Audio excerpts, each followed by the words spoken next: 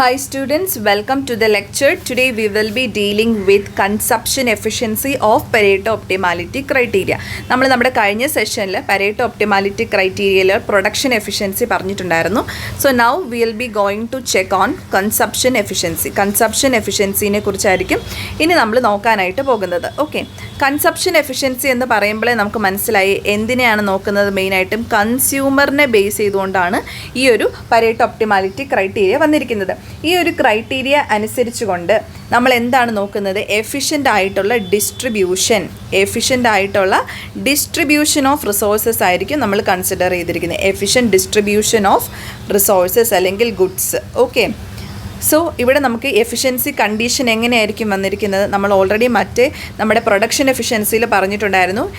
അവിടുത്തെ efficiency condition എന്ന് പറഞ്ഞിരിക്കുന്നത് it is impossible to increase the production of one good without reducing the production of another good. അങ്ങനെയാണെന്നുണ്ടെങ്കിൽ consumption എഫിഷ്യൻസിയിലെ efficiency condition എന്ന് പറഞ്ഞിരിക്കുന്നത് എന്തായിരിക്കും? It is impossible to make someone better off without making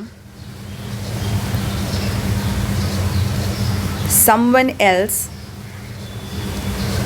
worse off. Okay, നമുക്ക് ഒരാളെ better off ആക്കാനായിട്ട് മറ്റൊരാളെ worse off ആക്കിക്കൊണ്ടല്ലാതെ പറ്റുന്നില്ലാത്തൊരു സിറ്റുവേഷൻ വന്നിട്ടുണ്ടെങ്കിൽ അതിനെയാണ് കൺസപ്ഷൻ എഫിഷ്യൻസി എന്ന് പറഞ്ഞിരിക്കുന്നത്. ഓക്കെ, അപ്പോൾ ഇവിടെ നമുക്ക് എന്ത് വേണം? നമ്മൾ ഓൾറെഡി നമ്മുടെ എഡ്ജ്വർത്ത് കോൺട്രാക്റ്റ് കർവിനെ കുറിച്ച് പറഞ്ഞിട്ടുണ്ടായിരുന്നു. സോ കൺസപ്ഷൻ എഫിഷ്യൻസിയുടെ കേസിൽ വന്നാലും എന്ത് വേണം? നമുക്ക് ഈ എഡ്ജ്വർത്ത് കോൺട്രാക്റ്റ് കർവ് വരയ്ക്കണം. സോ ഇവിടെ കൺസ്യൂമറിനെ ബേസ് ചെയ്തുകൊണ്ടാണ് വന്നിരിക്കുന്നത്. അതുകൊണ്ട് തന്നെ നമുക്ക് എന്ത് മനസ്സിലാക്കണം? ഇൻഡിഫറൻസ് കർവ് എന്താണ് എന്നുള്ളത് മനസ്സിലാക്കണം. ഓക്കെ, എന്താണ് ഇൻഡിഫറൻസ് കർവ് എന്ന് പറഞ്ഞിരിക്കുന്നത്? ഇൻഡിഫറൻസ് കർവിൽ നമ്മൾ രണ്ട് കാര്യങ്ങളാണ് ഉപയോഗിക്കുന്നത്. എന്താണ്? രണ്ട് ഗുഡ്സ് ആണ് നമ്മൾ കൺസിഡർ ചെയ്തിരിക്കുന്നത്. ഓക്കെ, രണ്ട് ഗുഡ്സ് ആണ്, ഗുഡ് എക്സും ഉണ്ട്, ഗുഡ് വൈയും. അപ്പോൾ ഈ ഗുഡ് എക്സിൻ്റെയും ഗുഡ് വൈയുടെയും ഡിഫറെൻറ്റ് കോമ്പിനേഷൻസ് കൺസ്യൂമറിന് സെയിം ലെവൽ ഓഫ് സാറ്റിസ്ഫാക്ഷൻ ആണ് കൊടുക്കുന്നതെങ്കിൽ, അതായത് different combination of x and y providing same level of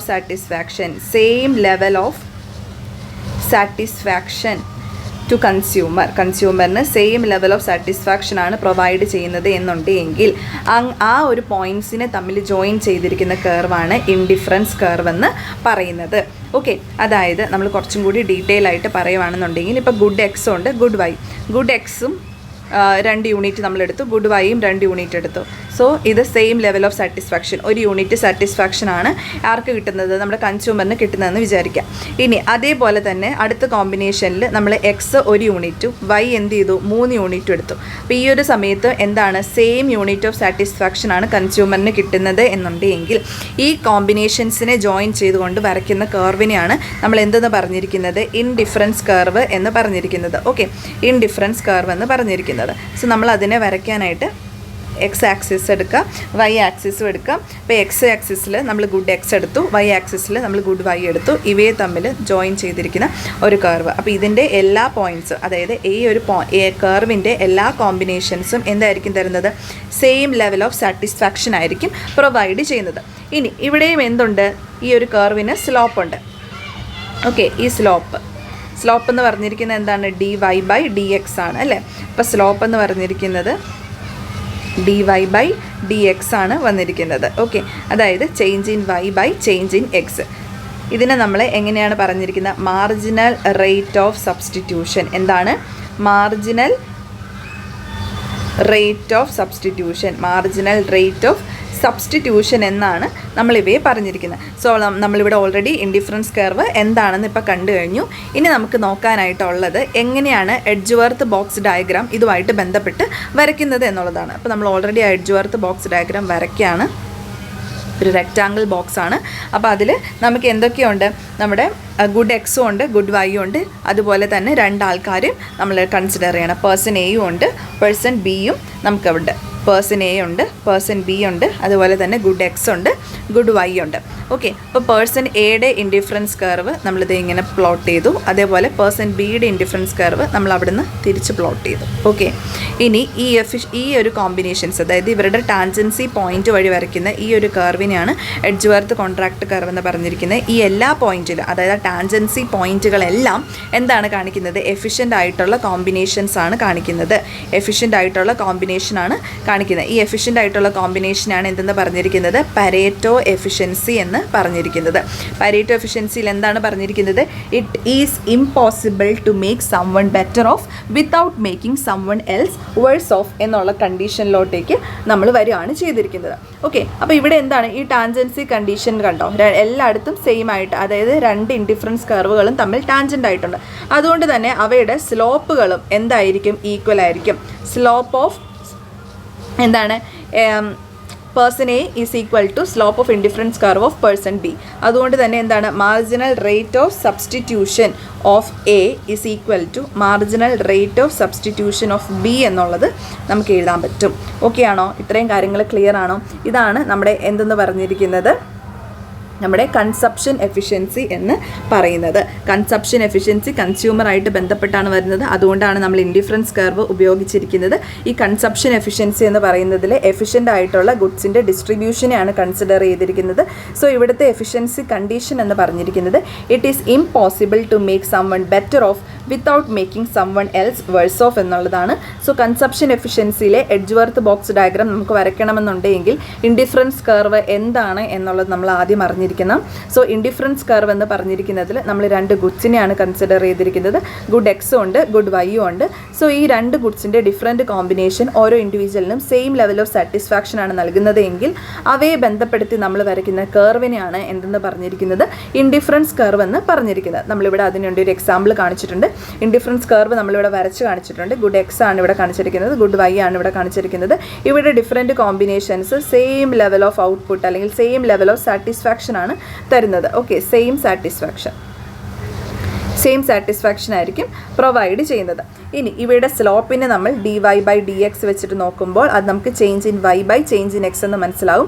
സ്ലോപ്പിനെ നമ്മൾ റെപ്രസെൻറ്റ് ചെയ്തത് മാർജിനൽ റേറ്റ് ഓഫ് സബ്സ്റ്റിറ്റ്യൂഷൻ എന്നാണ്. So marginal rate of substitution എന്ന് പറഞ്ഞിരിക്കുന്നത് എന്താണ്? നമ്മളൊരു അഡീഷണൽ യൂണിറ്റ് ഓഫ് എക്സിനെ പർച്ചേസ് ചെയ്യണമെന്നുണ്ടെങ്കിൽ എത്ര യൂണിറ്റ് ഓഫ് വൈ നമ്മൾ സാക്രിഫൈസ് ചെയ്യണം എന്നുള്ളതാണ് ഈ മാർജിനൽ റേറ്റ് ഓഫ് സബ്സ്റ്റിറ്റ്യൂഷനെ കുറിച്ച് പറയുമ്പോൾ നമ്മൾ പറയുന്നത്. ഓക്കെ, അപ്പോൾ ഇതുപോലത്തെ ബേസിക് ആയിട്ടുള്ള കോൺസെപ്റ്റുകൾ നിങ്ങൾക്ക് അഡീഷണൽ ആയിട്ട് ക്ലാസ് വേണമെന്നുണ്ടെങ്കിൽ നിങ്ങളത് കമൻറ്റ് സെക്ഷനിൽ ഒന്ന് മെൻഷൻ ചെയ്യണം കേട്ടോ. ഇനി നമുക്ക് നോക്കാനായിട്ടുള്ള എഡ്ജ്വർത്ത് ബോക്സ് ഡയഗ്രാമാണ്. അപ്പോൾ എഡ്ജ്വർത്ത് ബോക്സ് ഡയഗ്രാമിൽ നമ്മൾ ഈ എയുടെയും ബിയുടെയും ഇൻഡിഫറൻസ് കർവുകൾ തമ്മിൽ പ്ലോട്ട് ചെയ്തു. അങ്ങനെ പ്ലോട്ട് ചെയ്തിട്ട് അവയുടെ എഫിഷ്യൻറ്റ് പോയിൻറ്റ്സ് എന്ന് പറഞ്ഞിരിക്കുന്നത്, ടാൻജൻസി വന്നിരിക്കുന്ന പോയിൻ്റാണ് എഫിഷ്യൻസി പോയിൻറ്റ്സ് എന്ന് പറഞ്ഞിരിക്കുന്നത്. അവയെ പരേറ്റോ എഫിഷ്യൻറ്റ് പോയിൻറ്റ്സ് ആയിട്ടാണ് നമ്മൾ കൺസിഡർ ചെയ്തിരിക്കുന്നത്. ഈ പോയിന്റുകളിൽ എന്താണ്? It is impossible to make someone better off without making someone else worse off എന്നുള്ള കാര്യം കൂടി ഓർത്ത് വെക്കുക. ഇനി നമ്മൾ ഈ രണ്ട് പോയിന്റ്സും തമ്മിൽ ജോയിൻ ചെയ്ത് ഈ ഒരു കോൺട്രാക്ട് കർവിൻ്റെ ഔട്ട് സൈഡിൽ ഒരു പോയിന്റ് മാർക്ക് ചെയ്യാണ് എ എന്ന് പറഞ്ഞിരിക്കുന്നത്. അപ്പോൾ ഈ ഒരു പോയിന്റ് നമുക്ക് എഫിഷ്യൻ്റ് ആണോ എന്ന് ചോദിച്ചിട്ടുണ്ടെങ്കിൽ അല്ല. എ എന്ന് പറഞ്ഞിരിക്കുന്നത് എന്താണ്? ഇൻഎഫിഷ്യൻ്റ് ആണ്. അവിടെ it is possible to make someone better off without making someone else worse off എന്നുള്ളത് നമുക്ക് അപ്ലൈഡ് ആവും. ഓക്കെ, അതുപോലെ തന്നെ ഇവിടെ ഈ ടാൻജൻസി കണ്ടീഷൻസ്, രണ്ട് ഇൻഡിഫറൻസ് കർവിൻ്റെയും ടാൻജൻസി പോയിന്റ്സ് അവിടെ കൂടെയാണ് നമ്മൾ കർവ് വരച്ചിരിക്കുന്നത്. അതാണ് എഡ്ജ്വർത്ത് കോൺട്രാക്ട് കർവ് എന്ന് പറഞ്ഞു. അതുകൊണ്ട് തന്നെ എന്താണ്? Marginal rate of substitution of a എന്ന് പറഞ്ഞിരിക്കുന്നത് marginal rate of substitution of ബിയുമായിട്ട് ഈക്വലൻ്റ് ആയിരിക്കും. കാരണം എന്താണ്? ഈ ഇൻഡിഫറൻസ് കർവിൻ്റെ രണ്ടുപേരുടെയും സ്ലോപ്പുകൾ ഈക്വൽ ആണ്. ഓക്കെ, അപ്പോൾ ഇത്രയും കാര്യങ്ങൾ ക്ലിയർ ആണെന്ന് വിശ്വസിക്കുന്നു. ഇവിടെ നമുക്ക് മറ്റൊരു ഇമ്പോർട്ടൻ്റ് ആയിട്ടുള്ള പോയിന്റ് എന്ന് പറഞ്ഞിരിക്കുന്നത് higher indifference curve higher satisfaction എന്നൊരു കൺസെപ്റ്റും കൂടിയുണ്ട്. ഓക്കെ, അതായത് ഇപ്പോൾ എയുടെ കേസിൽ നമ്മൾ വരയ്ക്കുകയാണെന്നുണ്ടെങ്കിൽ ഇത് ഇങ്ങനെയാണല്ലേ വരച്ചത്. അപ്പോൾ എന്താണ്? ഇവിടുന്ന് ഓരോ ഇൻഡിഫറൻസ് കർവിലോട്ടേക്ക് പോകുമ്പോഴും എന്താണ്? സാറ്റിസ്ഫാക്ഷൻ എന്ന് പറഞ്ഞിരിക്കുന്നത് എന്ത് ചെയ്യുന്നുണ്ട്? ഇൻക്രീസ് ചെയ്യുന്നുണ്ട്.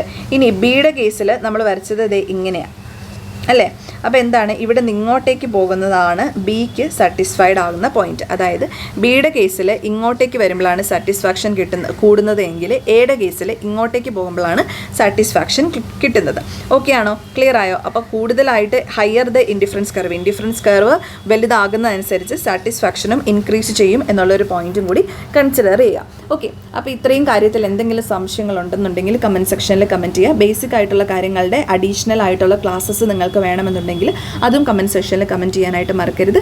Enjoy learning. God bless you all. Thank you so much.